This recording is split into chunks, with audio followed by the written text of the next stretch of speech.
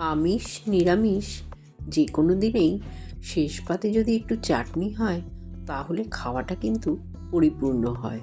নমস্কার বন্ধুরা, কল্পনার রসনা ঘরে সবাইকে স্বাগত জানিয়ে তোমাদের সাথে শেয়ার করব সিক্রেট একটা মশলা দিয়ে অসাধারণ স্বাদের জলপাইয়ের চাটনি। এই চাটনি বানানো কিন্তু খুবই সহজ, আর এই চাটনি একদিন বানিয়ে তোমরা প্রায় 15 দিন কিন্তু খেতে পারবে। আমি 8টা নরম পাকা পাকা জলপাই নিয়েছি, যেগুলো একটু চাপ দিলেই ভেঙে যাচ্ছে। তাই এই জলপাইগুলোকে সেদ্ধ করার আর দরকার হবে না। তোমরা যদি শক্ত জলপাই নাও তাহলে একটু সেদ্ধ করে নেবে। এগুলো হাত দিয়েই খুব সুন্দরভাবে মাখা যাচ্ছে। সবকটা জলপাই ভেঙে ভেঙে হাত দিয়েই আমি খুব ভালো করে মেখে নেব। আর এতটাই নরম জলপাইগুলো যে মাখতে কোনো অসুবিধাই হচ্ছে না। খুব ভালো করে মেখে একদম সফট করে নেব। ভালো করে মাখা হয়ে গেলে আমি রেখে দিলাম।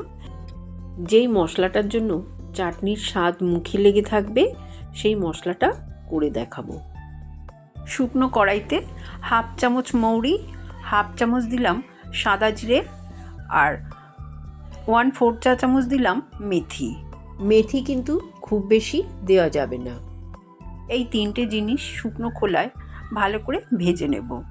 যখন মশলার একটা সুন্দর গন্ধ বেরোবে গ্যাসের ফ্লেম বন্ধ করে ঠান্ডা করে গুঁড়ো করে নেব। ওই কড়াইতেই 2 চামচ সর্ষের তেল দিয়ে দিলাম, 1/2 চামচ 5 ফোড়ন দিলাম।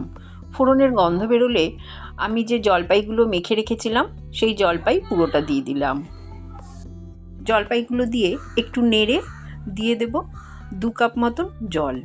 তোমরা যে যেমন জলপাইয়ের চাটনির গ্রেভিটা রাখবে সেই মাপে জলটা দেবে।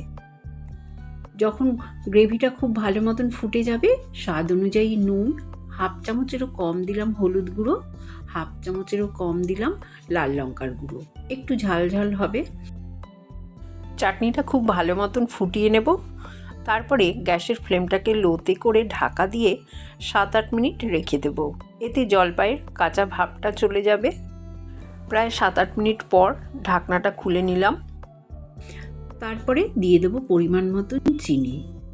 আমি 8টা জলপাইয়ের জন্য প্রায় 150 গ্রাম চিনি দিয়েছি। তোমরা টকটা যে যেমন পছন্দ করবে সেই অনুযায়ী চিনিটা দেবে। এই চাটনিতে চিনিটা কিন্তু একটু বেশি লাগে।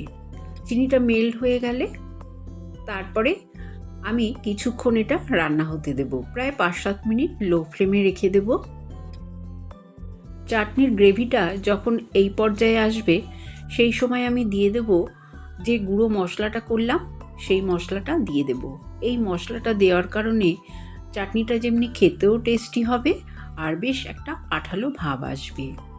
এই সময় গ্যাসের ফ্লেমটা বন্ধ করে দেব, কারণ চাটনিটা ঠান্ডা হয়ে গেলে গ্রেভিটা কিন্তু আরেকটু ঘন হয়ে যাবে। দেখলে তো কত সহজেই সুস্বাদু চাটনি বানানো হয়ে গেল। রেসিপিটা তোমরা বাড়িতে বানিয়ে বলো কেমন লাগলো। ভালো লাগলে লাইক শেয়ার করো, নতুন বন্ধু হলে সাবস্ক্রাইব করো। সুস্থ থেকো, ভালো থেকো। ধন্যবাদ।